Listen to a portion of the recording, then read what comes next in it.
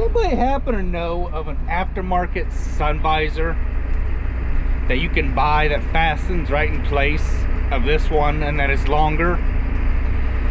This and I believe the other two Deers, the 7810 and 7800, have the same problem.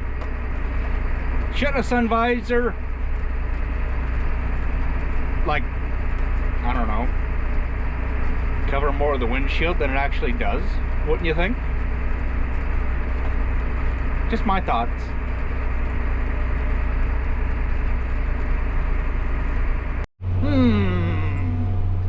Did we mess up and work this ground? It's going to rain a little bit here. It's going to need work twice anyhow, because you just, I don't know what kind of a farmer, what kind of a person would plant corn in a grass covered field like this. You have to work the grass down. Got that all done. Kind of had to play in the mud a little bit to finish the ends off, but it's not raining too terribly bad. So, it just is what it is. Maybe we'll go plant some corn this afternoon. I got a crud ton of grass to go mow, but we'll get it. Got the backhoe all back together. Got it all, the hose on it. In between the raindrops, it was that hose that I had to bed the gator the other night. Well, yesterday I think it was. It was this one here that had blowed apart. It's all nice and shiny, clean. So yeah, backhoe is back in operation. Trying to refill the drill again. Got to put them pallets in there. I don't know how we're going to do that because the dumpster's full, but we'll figure something out. And it rained again last night, about not quite a whole inch, just a little bit below a whole inch of rain. It's that time of year again. The drill's been filled again. That junk got out of here a couple minutes ago. Hauled to scrap to get rid of it. Some others around the place. Just try and clean up a little bit so it don't look like other people's farms. That almost inch of rain we had last night did not help things any whatsoever, unfortunately, but nothing we can do about the weather but just deal with it. So I just got done bedding the barn, skid loader. Cows have, or that post is gonna rot its way off before we even get a chance to get anything fixed around here. But thinking about maybe just taking a bigger chain. I'll show you when I get down in there. This is worse than what, 2 weeks ago or so, and cows are gonna break this darn thing off. There's just really nothing left. It's just all, that pipe's just all rotted off down the ground. I guess what I could do is push this back over like this, take a big chain, tie it around the water itself, wrap it around the post as well. I know that'll probably make a little bit of a trip hazard for the cattle, but this is gonna fall over, or they're gonna push it apart before we can even get a chance to fix the darn thing. Or at least that's what I'm thinking about doing, just taking a big chain, just run a chain around the whole thing to help stabilize it. Pretty sure it's what you guys would do if you had a problem like this, wouldn't it? So have you guys ever had that thought that when you bought a bigger piece of equipment, you were getting away from all the technological garbage of 2015 and newer? No. It has gotten much worse. Just like this John Deere 1770 planter. If you don't have electric going to the tractor, you won't raise a planter. You will not move the planter. You will not do nothing with the planter. So, test ran it the other night. Last night, actually, yesterday afternoon. There was a short in one of these wires here. I have no clue where the short was. I don't know. I just know that just by looking at this, it's a rat's nest.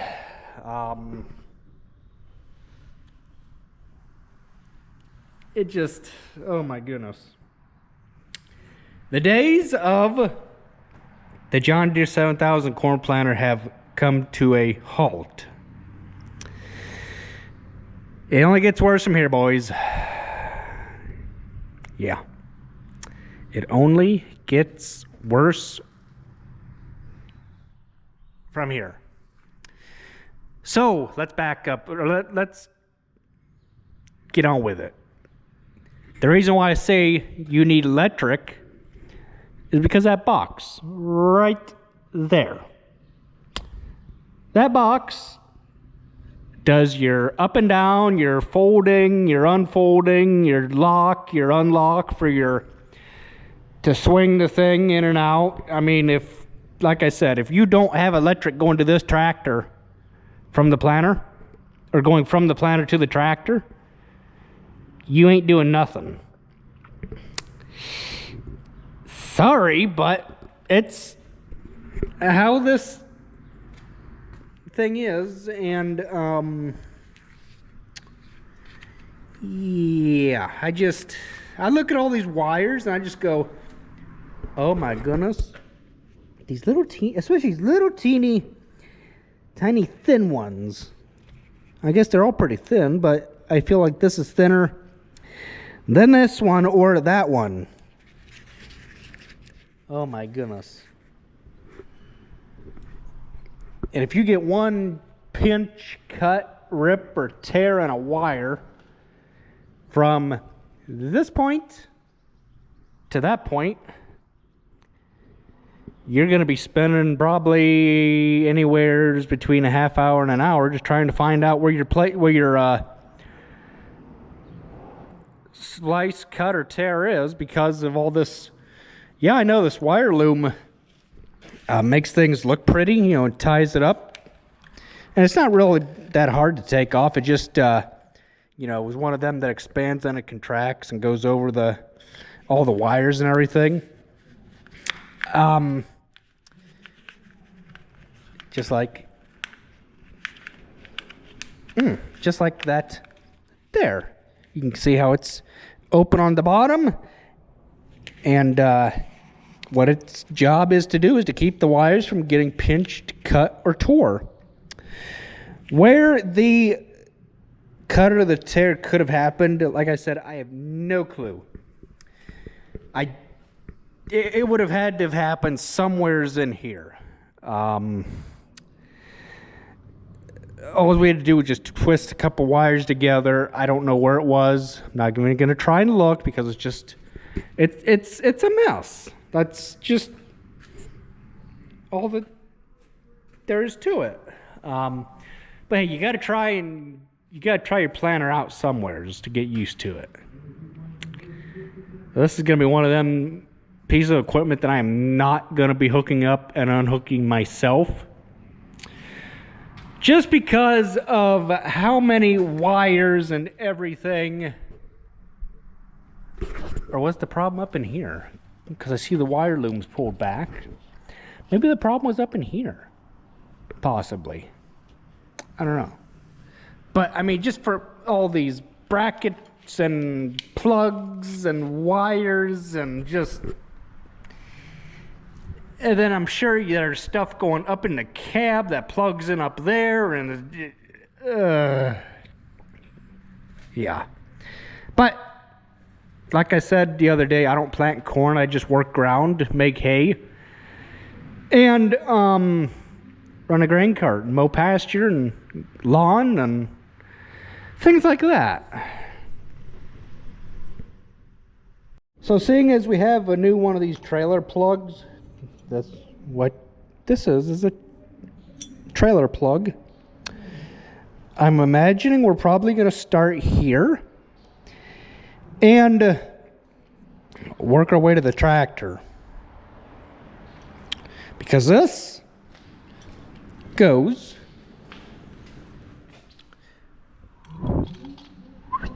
right there. And if you guys are wondering what that loud noise is in the background, that is I believe there's something going on over there at Field High School where the wind is blowing the right direction. It's just carrying the noise and all that right this way, and I am catching bits and pieces of it like I'm standing right next to it. I don't know if you guys are catching that, but I am.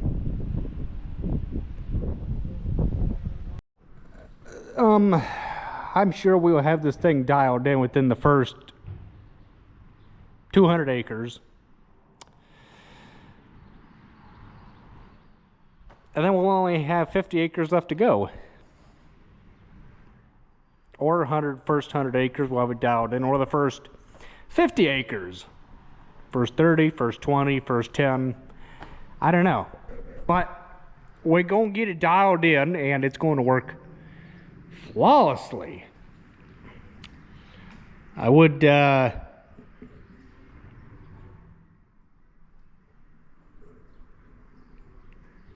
kind of like to plant soybeans, but everybody has something they're good at. Unlike me and trying to roll the hayseed in with the culter packer,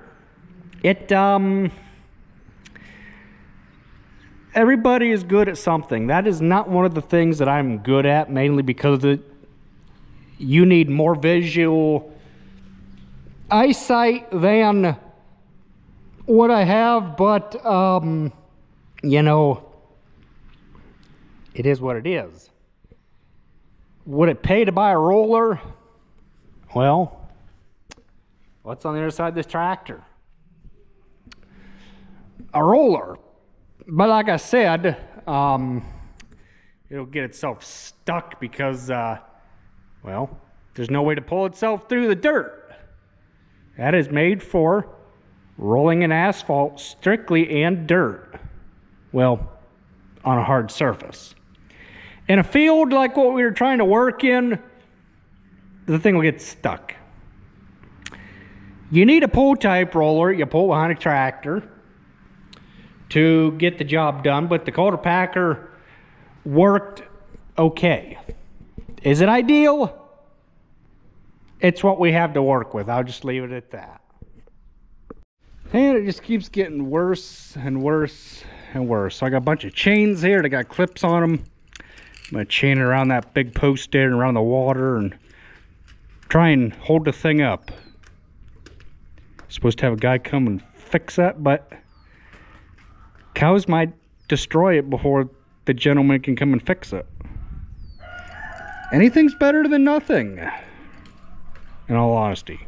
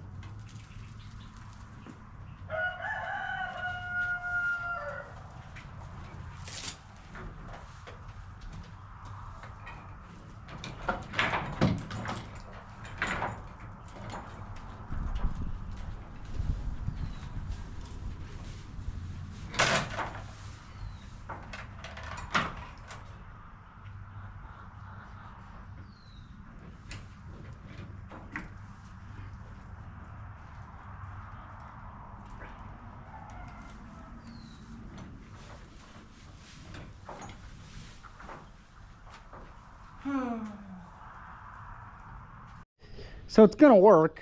Actually, I'm having a plan B. Well, maybe I can. There's really nowhere lower I can get a hold of down here. Maybe I can kind of put it in between that there. And then maybe tighten this.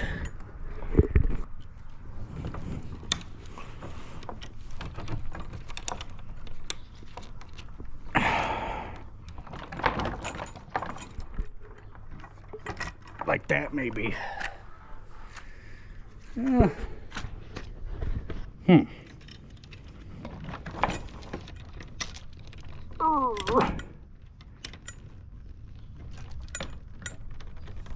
my goodness. There. I think that'll hold. Pretty confident that that ain't going anywhere now. It'll work. I know it will. Cows can still drink. And I was just worried about that thing flipping over, taking a post, ripping it out of the concrete. A little ingenuity. Can I tighten this up? No, I better not. Take my extra chains, get them all picked up here. Put them back in the shop so we have them for next time. Well, so we've got our electrical issue figured out. We've got some hydraulic issues now, but they are tractor related. It don't want to pick the planter up fast when you come to the end of the row. Like I said, it's the tractor. It's nothing, no pump or no. It's the tractor. It's not the planter. So maybe we'll be putting a 7810 on the planter next year. We'll just have to make do with the 7800 on the 1770 no-till John Deere corn planter. You hear it grunting like that, it's starving for oil because the engine's not running fast enough. And like I said, it just don't pick the planter up quick when you come to the end of the row. It kind of just picks it up slow, which you want it to pick the planter up fast, so that way it gets the weight off the ground-driven wheel, so it stops the openers from dumping seed into the furrow, the trench, and so you can get picked up, get turned to get back down before you lose too much seed. But like I said, it is what it is. I think we got all the air leaks figured out on this thing. We had a couple that were hindering us, but you know, it's like that with everything when you buy something used. Got to go through it, maintain it, and see what's broken and fix the things that need fixing.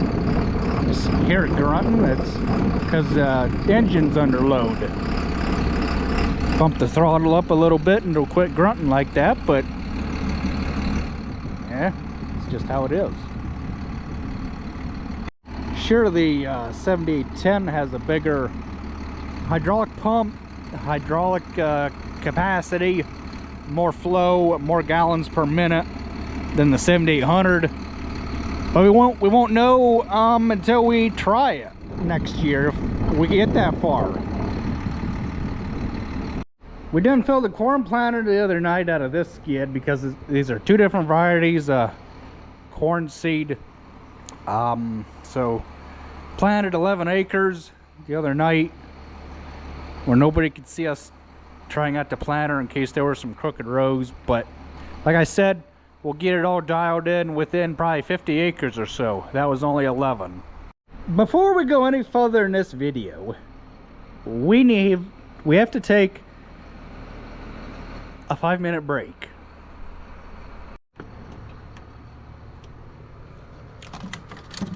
You take one out.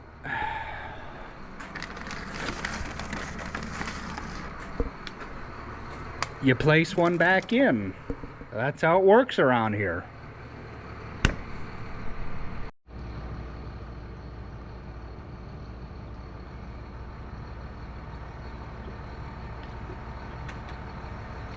Let's get back to videoing, shall we? We just had to take a breather for a quick moment. Yeah, hey! Why didn't you tell me you wanted your front yard mowed and I would have mowed it for you before it started raining?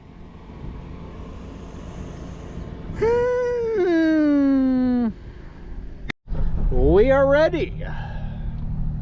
That is figured out. Well, we're just gonna live with it. As far as hydraulic problems, that's how them 7000 series tractors are. So we'll just have to live with it for this year. Maybe we'll be putting it on that thing next year. I don't think so. We'll just have to live with it. It is what it is, unfortunately. But the grain drill's all filled, got that topped off, and we're ready to rock and roll again.